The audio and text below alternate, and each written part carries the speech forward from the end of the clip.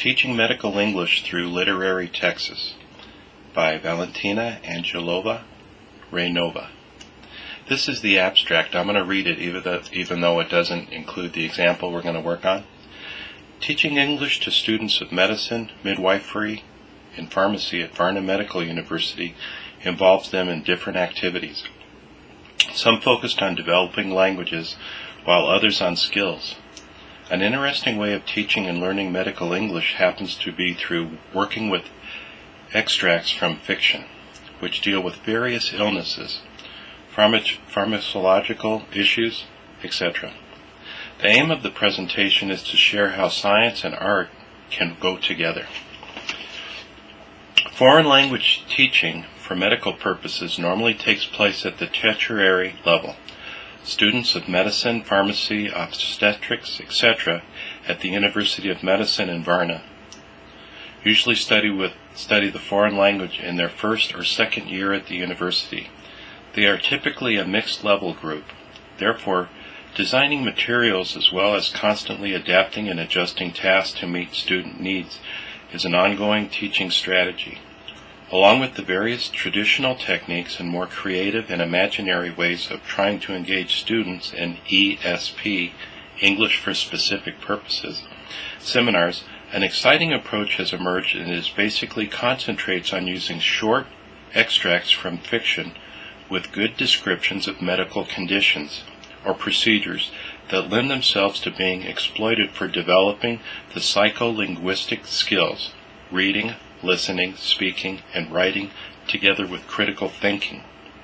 Some serious language-focused work on recycling grammar or reinforcing and expanding vocabulary for medicine, obstetrics, pharmacy, etc. also turns out beneficial for the student. The texts adapted for enhancing students' psycholinguistic skills are usually included in the appendices of course books or given as separate supplemental materials whenever there is time or logical reason for doing such work. The first question they may attempt answering is, why do we need such literary texts in the course of English for medicine, pharmacy, and obstetrics? First, these texts provide exposure to authentic language with a text of discourse that tends to be quite different from the usual scientific discourses of texts in scientific articles or popular science magazines. Secondly, literary excerpts contain effective and emotional descriptions with beautiful language that challenges and involves the students not just cognitively, but effectively too. In addition, by addressing students' emotional intelligence, these extracts make students' artistic needs and often provoke them to be more imaginative and creative. They may draw pictures based on what they have read and then discuss them in the target language. Furthermore, some learners, although being scientifically inclined, happen to be also visual and linguistic learners who love literature. Finally, from a group management perspective, working with such excerpts from fiction, we are able to change the rhythm and pace of the sessions, thus revitalizing and rejuvenating the overall classroom dynamics in a positive way. I'm going to skip the next section and I'm going to go right to example 1, and this is what I want you to focus on.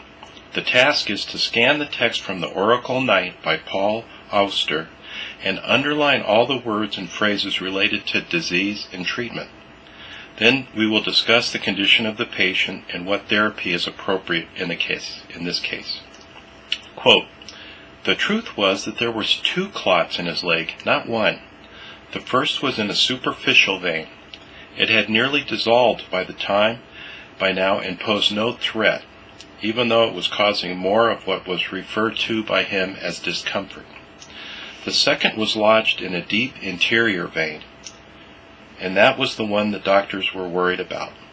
Massive doses of blood thinner had been prescribed, and John was scheduled to have a scan at St. Vincent's on Friday.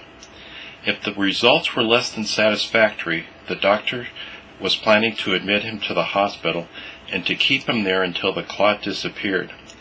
Deep vein thrombosis could be fatal. If the clot broke loose It could travel through his bloodstream and wind up in his lung, causing a pulmonary embolism, an almost certain death. It's like walking around with a little bomb in my leg, he said. If I shake it around too much, it could blow up. I'm going to stop there for today, and I'm going to come up with some vocabulary words that I want to include with this, and then we'll go back and review this same document, and I will speak it in a slower English, and we'll break it down and we'll look at those vocabulary words. Thank you.